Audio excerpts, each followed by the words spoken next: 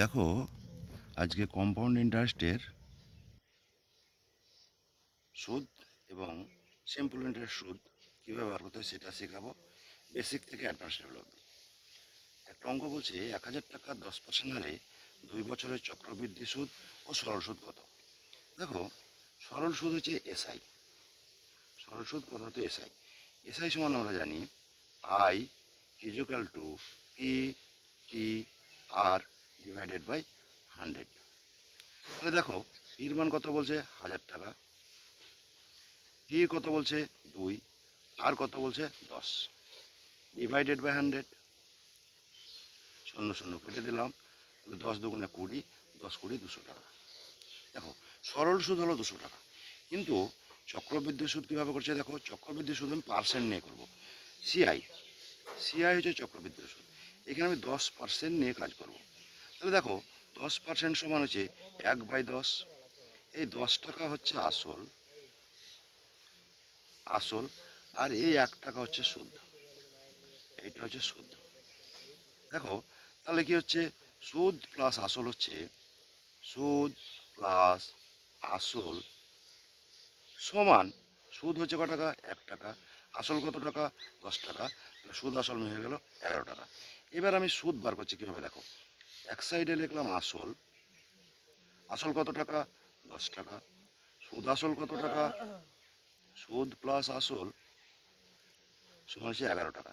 একটা জিনিস মাথায় রাখবে, সরল সুদ হচ্ছে সাধারণ সুদ, আর কম্পাউন্ড ইন্টারেস্ট বা চক্রবৃদ্ধি সুদ হচ্ছে সুদের সুদ। তাহলে এটা কিন্তু 1 বছরের ডাটা, 1 বছরের, এটা হচ্ছে 1 বছরের। তাহলে আর 1 বছর আছে, আবার 10, তাহলে আর 1 বছর হলো। দেখো, 1 বছরের, তাহলে কত হলো, এখানেও 11 হয়ে গেল। ক্লিয়ার, বুঝতে পেরেছো? সুদ বার করছি কীভাবে দেখো, তাহলে দেখো এই দুটা গুণ করলাম, তাহলে 10 10 100, সুদ আসল কত হলো 11 11 121। অবছরের ডাটা, 2 বছরের ডাটা। অতএব দেখো, 2 বছরের সুদ সমান, 2 বছরের সুদ সমান 121 মাইনাস 100 সমান হয়ে গেল 21 টাকা। কিন্তু আমার অঙ্কে বলা আছে 1,000 টাকা, কিন্তু মানে আসল কত টাকা, দেখো আসল হলো 100 টাকা, কিন্তু অঙ্কে বলছে না আসল 1,000 টাকা। 100-র কত গুণ, তাহলে ইন্টু ইন্টু 10 গুণ 10-এর ভ্যালু। তাহলে আমার 2 বছরের সুদ কত টাকা 21 টাকা, এরও ভ্যালু কত 21 ইন্টু 10 সমান হয়ে গেল 210 টাকা।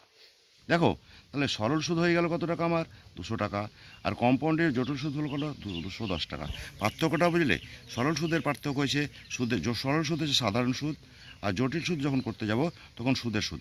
আর একটা নিয়ম তুমি দেখা যাবো, শর্ট টিক্স, শর্ট টিক্স কীভাবে করতো দেখো, 2:1।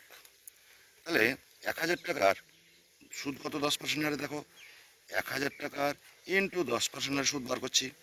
দেখো, শূন্য শূন্য কেটে দিলাম, 10 10 100 টাকা, তাহলে 100 টাকা সুদ হলো প্রথম বছর।